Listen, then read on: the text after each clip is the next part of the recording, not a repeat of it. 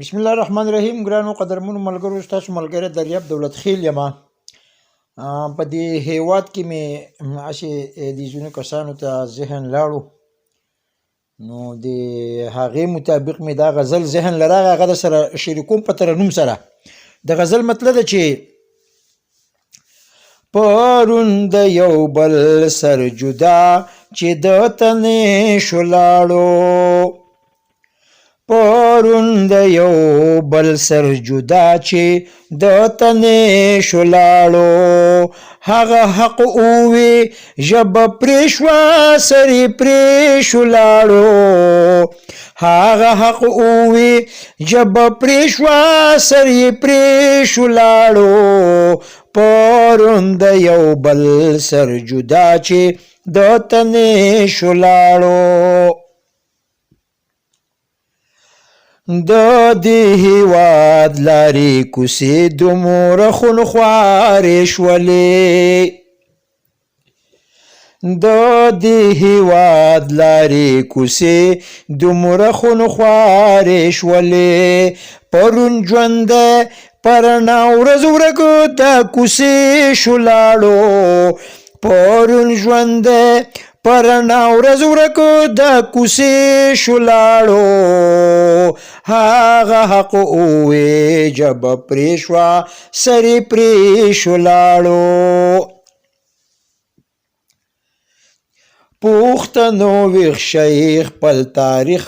خپل اتلان وګټئ، پښتنو ویښ شئ، خپل تاریخ خپل اتلان وګټئ، نن بل اتل ورک مې د کور د دروازې شو لاړو، نن بل اتل ورک مې د کور د دروازې شو لاړو، هغه حق اووې ژبه پرې شوه سر یې پرې شو لاړو.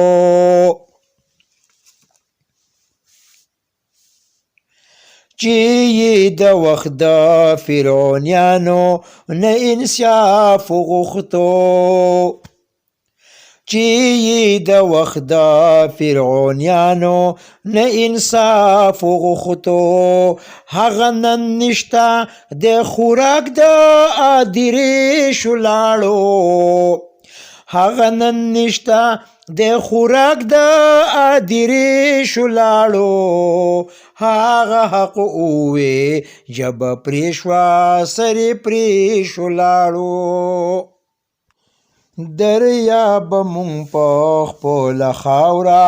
اختیار هم نه لرو، دریاب مونږ په خپله خاوره